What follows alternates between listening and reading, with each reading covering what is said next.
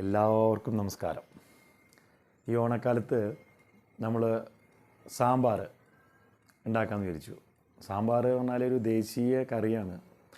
ഇതൊക്കെ കന്യാകുമാരി മുതൽ വടക്ക് കാശ്മീർ വരെ എല്ലാവരും ഉപയോഗിക്കുന്നതാണ് സാമ്പാർ. പല സ്റ്റേറ്റുകളിലും പല രീതിയിലാണത് ഉപയോഗിക്കുന്നതെന്ന് മാത്രം. സാമ്പാർ ഇവൻ കേരളത്തിൽ തന്നെ സാമ്പാർ പല രീതിയിൽ ഉണ്ടാക്കുന്നുണ്ട്. ഇപ്പോൾ തെക്കൻ ഭാഗങ്ങളിൽ വേറെ രീതി, മധ്യ കേരളത്തിൽ വേറെ രീതി, തൃശ്ശൂർ വേറെ രീതി, വടക്ക് കേരളത്തിൽ വേറെ രീതി, പാലക്കാട് വേറെ രീതി. ഇങ്ങനെ പല രീതികളിലാണ് സാമ്പാർ ഉണ്ടാക്കുന്നത്. സാമ്പാറിൽ എല്ലാ കഷ്ണവും ഉപയോഗിക്കാം, ഏത് കഷ്ണം ഇടാം.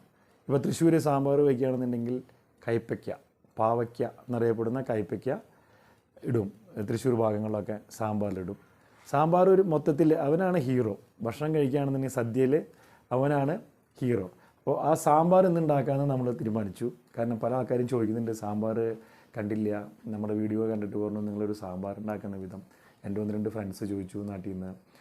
അപ്പോൾ ഓണല്ലേ, അപ്പോൾ ഒരു സാമ്പാർ കിടക്കട്ടെ എന്ന് കരുതി. അപ്പോൾ സാമ്പാർ ഉണ്ടാക്കാനായിട്ട് നമുക്ക് ആവശ്യമുള്ളത്, നമുക്ക് മത്തങ്ങ അരിഞ്ഞ് വെച്ചിട്ടുണ്ട്, വെള്ളരിക്കയുണ്ട്, ഇത് കുമ്പളങ്ങിയും ആവാം, ഉള്ളിയുണ്ട്, വെണ്ടയ്ക്കുണ്ട്, ഉരുളൻകിഴങ്ങുണ്ട്, മുരിങ്ങയ്ക്കുണ്ട്, തക്കാളിയുണ്ട്. ഇതിൻ്റെ കൂടെ മുള്ളങ്കി ഇടും. പല രീതിയിൽ പല ആൾക്കാർ പലതും ഉപയോഗിക്കുന്നതാണ്. ഇതിൻ്റെ കൂടെ ഇടാം, ഒന്നും പ്രശ്നമൊന്നുമില്ല. സാമ്പാർ കുഴപ്പമൊന്നുമില്ല, ഏത് വേണമെങ്കിലും ഇടാം. ഇനി സാമ്പാറിൽ നമുക്ക് വെറും തക്കാളിയും മുരിങ്ങക്കായും പരിപ്പൂട്ടിട്ട് സാമ്പാർ വയ്ക്കുന്ന ആൾക്കാരുണ്ട്, അതും സാമ്പാർ തന്നെ. ഈ സാമ്പാർ എന്താണെന്ന് വെച്ചാൽ നമുക്ക് ഊണിന് മാത്രമല്ല, നമുക്ക് രാവിലെ ദോശ ഇഡ്ഡലി കഴിക്കാൻ ഉപയോഗിക്കാം. ഇനിയിപ്പോൾ ബാക്കി വൈകിട്ട് വല്ല ചപ്പാത്തിയോ പൊറോട്ടയോ ഉണ്ടെങ്കിൽ അതിനും നമുക്ക് ഉപയോഗിക്കാം ഈ സാമ്പാർ. സാമ്പാർ കേടുവരില്ല, എടുത്ത് വയ്ക്കുക. അപ്പോൾ 1-2 ദിവസം ഇരിക്കും തോറും ടേസ്റ്റ് കൂടും, കേടുവരാതെ സൂക്ഷിക്കണമെന്ന് മാത്രം. അതിലേക്ക് നമുക്ക് ഇത് വറുത്തരച്ച സാമ്പാറാണ്. വറുത്തരയ്ക്കാണ്ടും വെക്കുന്ന സാമ്പാറുണ്ട്. ഇവിടെ നമ്മൾ ചെയ്യാൻ പോകുന്നത് വറുത്തരച്ച സാമ്പാറാണ്. അതിന് കുറച്ച് മല്ലി, ഇതിപ്പോൾ കുറച്ച് പേർക്ക് മാത്രമേ ഉള്ളൂ, 4 പേർക്ക് അല്ല 5 പേർക്ക് കഴിക്കാവുന്നൊരു സാമ്പാർ. ഒരു ചെറിയ സിമ്പിളായിട്ട് വെക്കുന്നൊരു പരിപാടിയാണത്. പച്ചമല്ലി, വറ്റൽമുളക്, കാശ്മീരി മുളക്, കടലപ്പരിപ്പ്, കുറച്ച് തേങ്ങ, തുമരപ്പരിപ്പ് അല്ലെങ്കിൽ സാമ്പാർ പരിപ്പ്, പുളി പിഴിഞ്ഞ് വെച്ചത്, ഉപ്പ്, ചെറുള്ളിൻ 2 ഇതൾ വെള്ളുള്ളിൻ, ഉഴുന്നും പരിപ്പ്, കായം, ഉലുവ. ഇത്ര സാധനങ്ങളാണ് നമുക്ക് ആവശ്യമുള്ളത്. ഇതിൽ ഫസ്റ്റ് സ്റ്റേജ് എന്ന് പറഞ്ഞാൽ നമുക്കിത് വറുത്തെടുക്കുന്നതാണ്. മസാല കൂട്ടാണ് ഇതിൻ്റെ ഒരു ടേസ്റ്റ്. സാമ്പാറിന് എപ്പോഴും മണം വരണം, നല്ല മണവും ടേസ്റ്റും വരണം. എന്നുണ്ടെങ്കിൽ അതിന് നമുക്ക് വറവ് നന്നായിരിക്കണം. അപ്പോൾ വറക്കാനായിട്ട് നമ്മൾ ആദ്യം പാത്രം വെച്ച് കഴിഞ്ഞതിന് ശേഷം നമുക്കത് ചട്ടി ചൂടാവുമ്പോൾ അതിലേക്ക് കുറച്ച് വെളിച്ചെണ്ണ ഒഴിക്കുക ചെയ്യേണ്ടത്. അപ്പോൾ ഒന്നുകൂടി ഞാൻ പറയാം, ഇതിലൊന്നുകൂടി ഞാൻ വേണമെങ്കിൽ വിശദീകരിക്കാം. പാത്രം ചൂടാവുന്നുണ്ടെങ്കിൽ, ഇല്ലെങ്കിൽ ഞാൻ അത് കണ്ടിന്യൂ ചെയ്യാം, വിരോധമില്ല.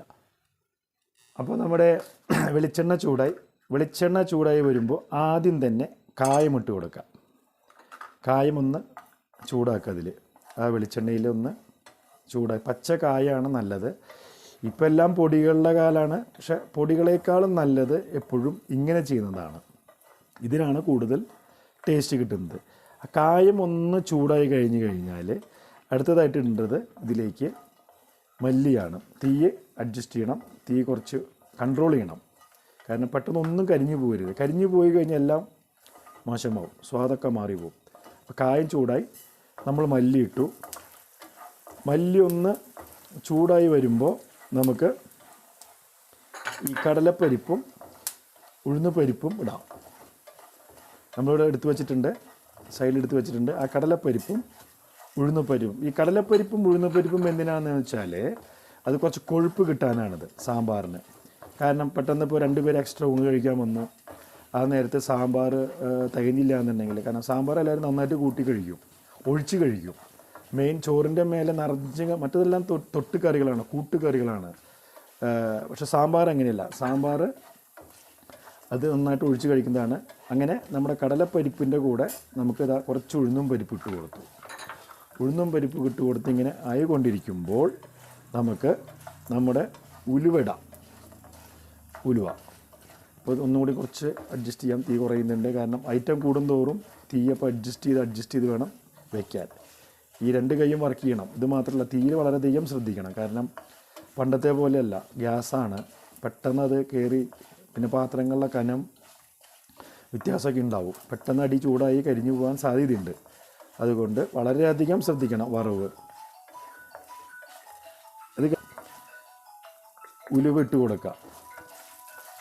ഉലുവ ആയി വരുമ്പോൾ നമ്മളിവിടെ ഈ വെള്ളുള്ളിയും ചെറുള്ളിയും വെച്ചിട്ടുണ്ട്. അത് ജസ്റ്റ് ഒന്നിൻ്റെ കൂടെ കിടന്ന് ചൂടായിക്കോട്ടെ. ഈ വെള്ളുള്ളി ഇടുന്നത് എന്തിനാണെന്ന് വെച്ചാൽ വെളുത്തുള്ളി എന്ന് പറയുമ്പോൾ വെള്ളുള്ളി ഇടുമ്പോൾ ഗ്യാസ്ട്രിക്, ഇപ്പോൾ ഈ പരിപ്പൊക്കെ കൂട്ടി കഴിക്കണതല്ലേ, അപ്പോൾ വയറിന് ഗ്യാസ് കയറണ്ട. അപ്പം അതിനാണ് നമ്മളിതിൽ വെള്ളുള്ളി ഇടുന്നത്. ഉലുവ കരിയരുത്. എൻ്റെ കൂടെ മുളകിടുക. മുളകിട്ട് ചൂടാവുന്നതോടുകൂടി നമുക്ക് തേങ്ങ ഇട്ട് കൊടുക്കാം. നമ്മൾ തേങ്ങ എടുത്ത് വെച്ചിട്ടുണ്ട്.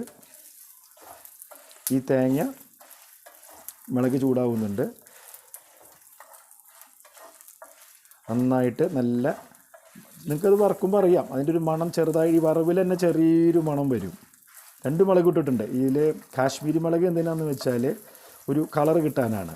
സാമ്പാറിന് ഒരു കളറ് കിട്ടാൻ, പ്രത്യേകിച്ച് എരിവൊന്നുമില്ല. അതിന് കളറാണ് അവിടെ മെയിനായിട്ട് നിൽക്കുന്നത്. അത് മൂത്ത് വരുമ്പോൾ നമുക്ക് എടുത്തു വച്ചിരിക്കുന്ന തേങ്ങ ഇടാം.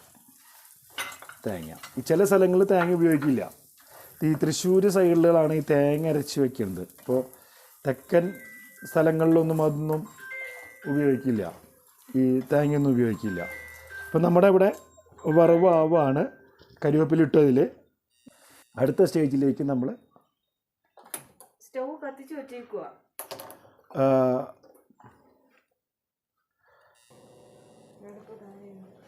അവിടെ ഉപ്പ് അധികമൊന്നുമല്ല, പേടിക്കുന്നതാണ്.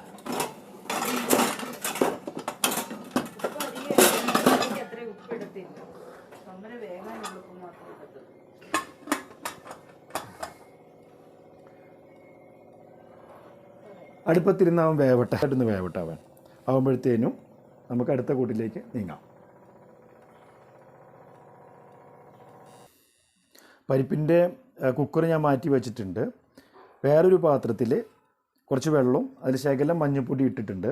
അതിലേക്ക് നമ്മൾ ഈ അരിഞ്ഞു വെച്ചിരിക്കുന്ന കഷ്ണങ്ങൾ ഓരോന്നായിട്ട്, അതായത് ഇപ്പം മത്തങ്ങ, ഈ മുരിങ്ങയ്ക്ക, ഈ ഉരുളൻകിഴങ്ങ്, വെള്ളരിക്ക അരിഞ്ഞു വെച്ചത് അതിടാം, ഉള്ളിയും ഇടാം. ബാക്കി 2 ഐറ്റം, അതായത് വെണ്ടയ്ക്കയും തക്കാളിയും 2 രീതിയിൽ നമുക്ക് വയ്ക്കാം. ഒന്ന്, ഇത് എണ്ണയിൽ വേണമെങ്കിൽ ഒന്ന് വഴറ്റിയിട്ട് ലാസ്റ്റ് ഇടാം. ഇല്ലെങ്കിൽ ഇത് തിളച്ച് സാമ്പാറെല്ലാം റെഡിയായി തിളച്ച് ആ വാങ്ങ് വയ്ക്കുന്നുണ്ടല്ലോ, ആ സമയത്ത് ഇട്ടാൽ മതി. കാരണം ഇത് വെന്തുടഞ്ഞു പോകരുത്. ഇത് വേവാനായിട്ട് അത്രയും ചൂട് മതി. അപ്പോൾ ഇതിലുള്ള ചൂട് മതി, ഈ സാമ്പാറിൻ്റെ ചൂട് മതി വെണ്ടക്കായും തക്കാളിയും വേകാനായിട്ട്. അതുകൊണ്ട് അത് ലാസ്റ്റ് ഇടേ വേണ്ടു. അതുകൊണ്ട് സെപ്പറേറ്റ് വയ്ക്കുക. നമുക്കിപ്പോൾ ഇത് തിളച്ച് വരുമ്പോൾ നമുക്ക് നമ്മുടെ പുഴുങ്ങിയ, അതായത് വേവിച്ച് വെച്ചിരിക്കുന്ന തുമര ഇതിൽ ചേർക്കാം. നമ്മൾ അരച്ച് വെച്ചിരിക്കുന്ന മസാല അരച്ച് വയ്ക്കുക എന്ന് പറഞ്ഞാൽ ഫുള്ളും വെണ്ണ പോലെ അരയ്ക്കേണ്ട കാര്യമില്ല. ഒരു ചെറുതായിട്ടൊരു തരി ആവാം അതിൽ, അതാണ് അതിൻ്റെ ഒരു ടേസ്റ്റ്. മല്ലിയുടെ ഒരു കടിയൊക്കെ കടിക്കുന്നത് നല്ലൊരു സ്വാദ് ഉണ്ടാവും. അതുപോലെ മറ്റുള്ള കാര്യങ്ങൾ മല്ലിയാണെങ്കിൽ ശരിക്കും കടിക്കാൻ കിട്ടുകയില്ല. അപ്പം അതുകൊണ്ട് വെണ്ണ പോലെ അരയ്ക്കണം എന്നൊന്നുമില്ല. ഒരു സെമിയും അല്ല, എന്നാൽ അതിനേക്കാളും ഒരു ഇതായിട്ട് നല്ല രീതിയിൽ അരച്ച് അരവെടുത്ത് വയ്ക്കുക. അപ്പോൾ നമ്മുടെ ഈ പച്ചക്കറി ഇട്ട് വെച്ചിരിക്കുന്ന പച്ചക്കറി ഒന്ന് വെന്ത് വരട്ടെ. അത് കഴിഞ്ഞ ശേഷം നമുക്ക് അടുത്തത് നമുക്ക് നോക്കാം.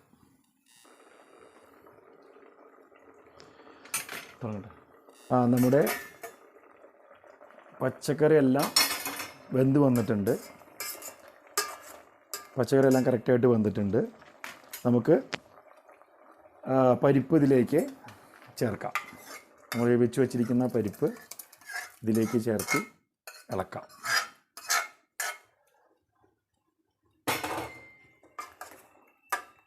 അപ്പോൾ പരിപ്പും പച്ചക്കറിയും കൂടി അതിൽ മിക്സായി. ഇനി അടുത്തത് നമ്മൾ ചെയ്യേണ്ടത്, നമ്മൾ അരച്ച് വെച്ചിരിക്കുന്ന മസാലക്കൂട്ട്, അത് അവർക്ക് ചെയ്യുമ്പോൾ അറിയാതെ, ചെയ്യുന്ന ആൾക്കാർക്ക്, നമ്മൾ അരച്ച് വെച്ചിരിക്കുന്ന മസാല ഇതിലേക്ക് ചേർക്കണം.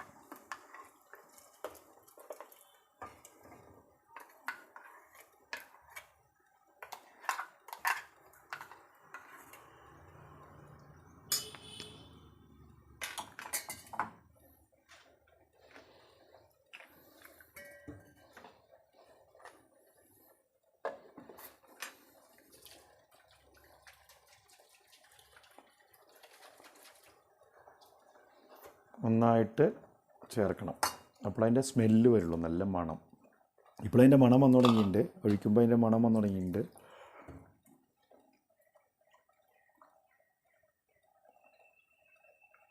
എല്ലാം അരഞ്ഞു ചേർന്നതിൻ്റെ ആ ഒരു മണം. സാമ്പാറിന് ഞാൻ നേരത്തെ പറഞ്ഞു അതിൻ്റെ മണം നന്നായിരിക്കണമെന്ന്. സാമ്പാറിന് നല്ല മണം വേണം. സദ്യ ഊണ് കഴിഞ്ഞാലും കുറച്ച് നേരം കയ്യിലെ മണം ഉണ്ടാവണം. ഊണ് കഴിഞ്ഞ് നമ്മൾ സദ്യ ഉണ്ടു എന്നുള്ള 4 പേരെ അറിയിക്കാനായിട്ടേ കൈ മണപ്പിക്കില്ലോ പണ്ട് കാലങ്ങളിൽ. ഇപ്പോഴും ഉണ്ട് ആ പരിപാടിയൊക്കെ. അപ്പോൾ അതുകൊണ്ട് ആ മണം വരണമെന്നുണ്ടെങ്കിൽ ഈ അരവ് കറക്റ്റായാലേ അതിൻ്റെ മണം വരുള്ളൂ.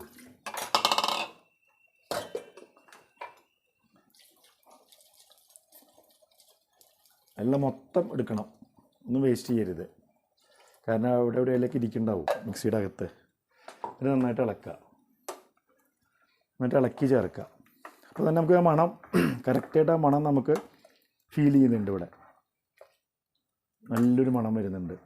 ആ മല്ലിയുടെയും ഉലുവയും കായും ഇതെല്ലാം ചേർന്നിട്ടുള്ള ആ മിശ്രിതം ഉണ്ടല്ലോ, അതിൻ്റെ നല്ലൊരു മണം നമുക്കിവിടെ കിട്ടുന്നുണ്ട്.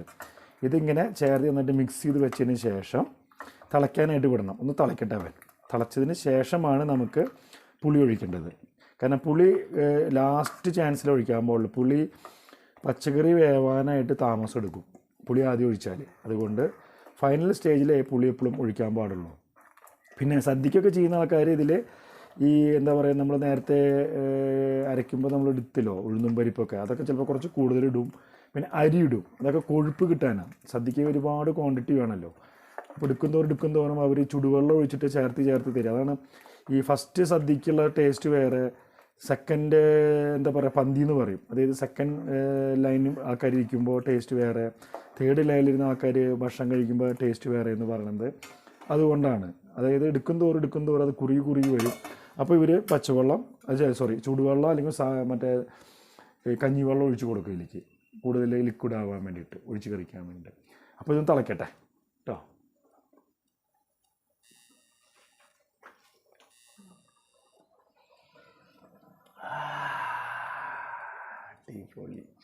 അപ്പോൾ നമ്മുടെ സാമ്പാർ എന്തായി നോക്കാം. കഷ്ണവും പച്ചക്കറികളും പരിപ്പും എല്ലാം വെന്ത് വന്നിട്ടുണ്ട്. നമുക്കത് നോക്കാം. ഒന്ന് ഉപ്പ് നോക്കിയിട്ട് അടുത്ത സ്റ്റേജിലേക്ക് കിടക്കാം. കറക്റ്റാണ്, ഉപ്പ് കറക്റ്റാണ്. അപ്പോൾ നമുക്ക് പുളി പിഴിഞ്ഞൊഴിക്കാം.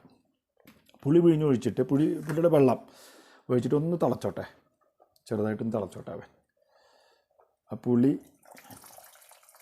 അതിലേക്ക് ഇങ്ങനെ പിഴിഞ്ഞ് ഒഴിച്ച് കഴിഞ്ഞാലേ ഒരു വട്ടം കൂടി ആവാം. 2 തവണ നമുക്ക് ആ പുളിവെള്ളം ചേർക്കാം. കാരണം പുളി ഉണ്ടെങ്കിൽ കേട് വരില്ല സാമ്പാർ. തേങ്ങ ഉണ്ടല്ലോ, തേങ്ങ അരച്ച് വയ്ക്കുമ്പോൾ എപ്പോഴും തേങ്ങ അരച്ച് വയ്ക്കുന്നത് എന്തും പെട്ടെന്ന് കേട് വരും. അപ്പോൾ ചെറിയൊരു പുളി ഉണ്ടെങ്കിൽ അത് കേട് വരില്ല, പെട്ടെന്ന് കേട് വരില്ല. പിന്നെ ഒരുപാട് നമ്മൾ ഈ തവികൾ മാറി ഉപയോഗിക്കുമ്പോഴാണ് കറി ആയിക്കോട്ടെ പായസം ആയിക്കോട്ടെ എന്തായിക്കോട്ടെ ഇവൻ ചോറായാലും ശരി കേടുവന്ന് പോകുന്നത് തവി മാറി ഉപയോഗിക്കുമ്പോഴാണ്. അപ്പോൾ നമ്മൾ പുളി പിഴിഞ്ഞൊഴിച്ചു, എല്ലാം കൂട്ടുകളെല്ലാം ശരിയായിട്ടുണ്ട്, നല്ല മണം വരുന്നുണ്ട്.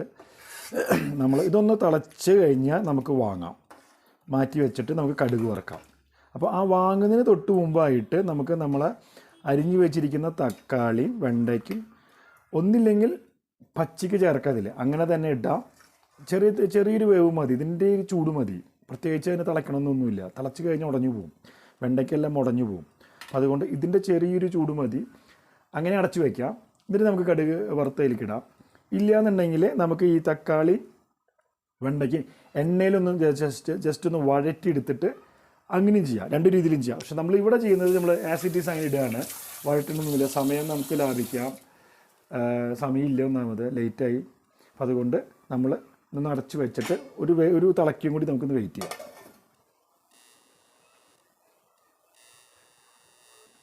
അപ്പോൾ നമ്മുടെ പുളി പിഴിഞ്ഞൊഴിച്ചതിന് ശേഷം തള വന്നു. അത് നമുക്ക്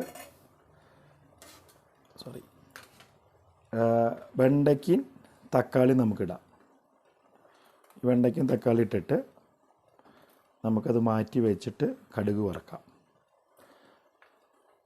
കടുക് വറക്കുമ്പോൾ കടുകിൻ്റെ കൂടെ ചില ആളുകൾ ഉലുവിടും. ഇടാം, വിരോധമില്ല. പക്ഷെ നമ്മൾ ഉലുവ ചേർത്തിട്ടുണ്ട്. ഈ കടുക് വറക്കുമ്പോൾ നമ്മൾ ഉലുവിട്ട് കഴിഞ്ഞിട്ട് ഉലുവ കരിഞ്ഞു പോയാൽ മൊത്തം സാമ്പാറിൻ്റെ ടേസ്റ്റ് പോകും. അതുകൊണ്ട് റിസ്ക് എടുക്കണ്ട. കഴിയുന്നതും അത് റിസ്ക് എടുക്കാതിരിക്കണതാണ് നല്ലത്. കാരണം ഓൾറെഡി ഉലുവ ചേർത്തിട്ടുണ്ട്, ഉലുവയുടെ കണ്ടൻറ്റ് ഉണ്ട് അതിൽ. പിന്നെ രണ്ടാമത് ചേർക്കേണ്ട കാര്യമില്ല കടുക് വറക്കണതിന്. അപ്പോൾ ഇതങ്ങോട്ട് മാറ്റി വയ്ക്കുക. ആ ഒരു ചൂടിലിരുന്നിട്ട് അത് തക്കാളി വെണ്ടയ്ക്കും വെന്ത് കിട്ടും. അപ്പോൾ നമുക്ക് കടുക് വറക്കുന്ന സ്റ്റേജിലേക്ക് കിടക്കാം. കടുക് വറക്കാനായിട്ട് നമ്മൾ ചെറിയൊരു തവ വയ്ക്കുക. ആവശ്യത്തിനുള്ള വെളിച്ചെണ്ണ ഒഴിക്കുക. വെളിച്ചെണ്ണ ചൂടായി വരുമ്പോൾ കടുകും, അപ്പോൾ നേരത്തെ അടച്ചു വയ്ക്കുന്നതിനേക്കാൾ മുമ്പ് കുറച്ച് കറിവേപ്പില നമുക്ക് ആ സാമ്പാറിൽ പച്ചയ്ക്ക് അങ്ങനെ ഇട്ട് കൊടുക്കാം ഒരു മണത്തിന്. ബാക്കിയുള്ളത് മതി നമുക്ക് കടുക് വറക്കാനായിട്ട്. കടുക് വറക്കാനായിട്ട് വറ്റൽമുളക് 2 എണ്ണം, കടുക്, കറിവേപ്പില, അത്രയേ ഉള്ളൂ. അപ്പോൾ നമ്മുടെ വെളിച്ചെണ്ണ ചൂടായി വരുന്നുണ്ട്. നന്നായിട്ട് ചൂടാവണം, അല്ലെങ്കിൽ കടുക് പൊട്ടില്ല. കടുക് പൊട്ടിയില്ലെങ്കിൽ ഈ ഉലുവയുടെ അവസ്ഥ തന്നെയാണ്, കരിയും. അപ്പോൾ രണ്ടും ശ്രദ്ധിച്ച് നിൽക്കേണ്ട കാര്യമാണ്. ഈ വറക്കുമ്പോൾ ശ്രദ്ധിക്കുക. കടുക് കരിഞ്ഞു പോയാലും സാമ്പാറിൻ്റെ സ്വാദ് പോകും. അതുകൊണ്ട് ഉലുവ നമ്മൾ മാറ്റി വെച്ചപ്പോൾ വെളിച്ചെണ്ണ ചൂടായിട്ടുണ്ട്. കടുക് നമുക്ക് ഇട്ട് കൊടുക്കാം. കടുക് ഇടുമ്പോൾ ശ്രദ്ധിക്കുക, കണ്ണിലേക്കൊന്നും പൊട്ടിത്തെറിക്കാതെ ശ്രദ്ധിക്കുക. അപ്പോൾ ഒന്ന് തീയൊന്ന് അഡ്ജസ്റ്റ് ചെയ്ത് വയ്ക്കുക. വറ്റൽമുളക് 2 എണ്ണം എടുത്തിട്ട് അത് പൊട്ടിച്ചിടുക. നമ്മുടെ കരിവേപ്പില ഇടുക. അപ്പോഴാണ് അതിൻ്റെ ഒരു പൊട്ടലും ചീറ്റലൊക്കെ കേൾക്കാൻ പറ്റുള്ളൂ. ഒരു മ്യൂസിക്കൊക്കെ ഉണ്ടായിരുന്നു കടുക് വറക്കുന്നതിന്. അതെടുത്തിട്ട് നമുക്ക് സാമ്പാറിലേക്ക് നമുക്ക് ഒഴിക്കാം. അത്രയേ ഉള്ളൂ സംഭവം. നമ്മുടെ സാമ്പാർ റെഡി. തീ ഓഫ് ചെയ്യുക, സാമ്പാറിലേക്ക് ഒഴിക്കുക, അടച്ചു വയ്ക്കുക. അത്രയേ ഉള്ളൂ. സാമ്പാർ റെഡി ആയിട്ടുണ്ട്. നമുക്കൊന്ന് തുറന്ന് നോക്കാം. കടുക് വറുത്തിട്ടതിന് ശേഷം ഒന്ന് തുറന്ന് നോക്കി നമുക്ക് അതൊന്ന് ഇളക്കി, ഇപ്പോൾ കണ്ടോ കടുകും ഇതെല്ലാം കൂടി കിടക്കുന്നത് കണ്ടോ, ഒന്ന് ഇളക്കി ചേർക്കുക. ഇളക്കി ചേർത്ത് നമുക്ക് ഉപ്പും മുളകും, അല്ലെങ്കിൽ ഇപ്പോൾ ഈ വെണ്ടയ്ക്ക നമ്മൾ നേരത്തെ ഇട്ട് കഴിഞ്ഞാൽ ആകെ ഉടഞ്ഞു പോകും. വെണ്ടയ്ക്ക എവിടെയായാലും ഒന്നുകൂടി കൊഴുപ്പ് കൂടും സാമ്പാറിന്, തീരെ കഷ്ണമില്ലാതെ കിട്ടും. അപ്പോൾ അത് ബുദ്ധിമുട്ടാവും. അത് വേണ്ട, അതുകൊണ്ടാണ് നമ്മളത് അവോയ്ഡ് ചെയ്തത്. ചില ആൾക്കാർ അതിൻ്റെ കൂടെ ഇടുന്ന ആൾക്കാരുണ്ട്, അതെല്ലാം ഉടഞ്ഞു പോവും, പെട്ടെന്ന് വേവും വെണ്ടയ്ക്ക.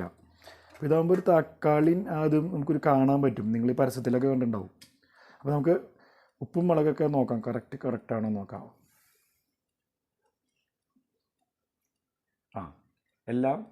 എല്ലാം ഓക്കെയാണ്. നമുക്കെടുത്ത് കഴിക്കാം. എന്ത് കറി ആയിക്കോട്ടെ, എന്ത് വിഭവങ്ങളായിക്കോട്ടെ, ഉണ്ടാക്കി ഉടനെ എടുത്ത് കഴിക്കരുത്. ഒരു 5 മിനിറ്റ് ഇരിക്കണം, അല്ലെങ്കിൽ 10 മിനിറ്റ് ഇരിക്കണം. കുറച്ച് നേരം ഇരുന്നാൽ അത്രയും നല്ലത്. എത്ര നേരം ഇരിക്കുന്നോ അത്രയും നല്ലതാണ്. കാരണം അതൊക്കെ ഒന്ന് സെറ്റായി വരാനും ഒന്നിലൊന്ന് ഉപ്പും മുളകൊക്കെ പിടിച്ച് വരാനൊക്കെ എടുത്തിട്ട് സമയമെടുക്കും. അപ്പോൾ അതുകൊണ്ട് അത് കുറച്ച് നേരം വെച്ചിട്ട് നമുക്ക് ഊണ് കഴിക്കാം. നേരത്തെ പറഞ്ഞു ഊണ് കഴിക്കാം, ഊണിൻ്റെ കൂടെ കഴിക്കാം. ബാക്കിയുണ്ടെങ്കിൽ എടുത്തു വെച്ചാൽ നാളെ രാവിലെ ബ്രേക്ക്ഫാസ്റ്റിൻ്റെ കൂടെ കഴിക്കാം. മറ്റേ ദോശയോ ഇഡ്ഡലിയോ, ഇല്ലെങ്കിൽ രാത്രി ചപ്പാത്തിയോ പൊറോട്ടയോ. ഇപ്പോൾ നാട്ടിലൊക്കെ എങ്ങനെയാണ്, പൊറോട്ടയുടെ കൂടെ സാമ്പാർ, വെജിറ്റേറിയൻ കഴിക്കുന്ന ആൾക്കാരാണെങ്കിൽ സാമ്പാറൊക്കെ കൊടുക്കാം. അപ്പോൾ അത് അങ്ങനെ കഴിക്കാം, അങ്ങനെ ഉപയോഗിക്കാം. അപ്പോൾ അതുകൊണ്ട് അവിടെ ഇരിക്കട്ടെ. അപ്പോൾ കഴിച്ച് നോക്കുക, ഉണ്ടാക്കാൻ നോക്കുക. അത് ഈ ഓണക്കാലത്ത് ട്രൈ ചെയ്യുക എല്ലാവരും. 2 പേരും, കുടുംബത്തെ സ്ത്രീയും പുരുഷൻ, 2 ഭാര്യയും ഭർത്താവിനും എല്ലാവർക്കും മിക്സ് ചെയ്ത് ചെയ്യാവുന്ന കാര്യങ്ങളാണ് സാമ്പാർ. അല്ലാണ്ട് സ്ത്രീകൾക്ക് മാത്രം ഇത് ചെയ്യണം എന്ന് അങ്ങനെയൊന്നുമില്ല. എല്ലാ പുരുഷന്മാരും മുന്നോട്ട് വരണം, അവരും അത് നന്നായിട്ട് ചെയ്യാനായിട്ട് നോക്കണം, സഹായിക്കണം അവരെ. അപ്പോൾ അവർക്ക് സദ്യ ഗംഭീരോ, പുറത്ത് ആരും ഏൽപ്പിക്കാൻ നിൽക്കണ്ട കാശ് കൊടുത്തിട്ട്. അവനവൻ്റെ വീട്ടിൽ 4 ദിവസം അവധിയുണ്ട് ഓണത്തിന്. എല്ലാവരും വീട്ടിലിരുന്നിട്ട് ഭംഗിയായിട്ട് പരീക്ഷിക്കാം. അവനവനല്ലേ കഴിക്കുന്നത്, വിഷമൊന്നുമില്ലല്ലോ ഇല്ലേ, നല്ല സാധനങ്ങളല്ലേ. നിങ്ങളെല്ലാവരും പരീക്ഷിച്ച് നോക്കുക, അഭിപ്രായം പറയുക. ഇഷ്ടമായാൽ ലൈക്ക് അടിക്കുക, ഷെയർ ചെയ്യുക, സബ്സ്ക്രൈബ് ചെയ്യുക. Okay, bye bye, happy Onam.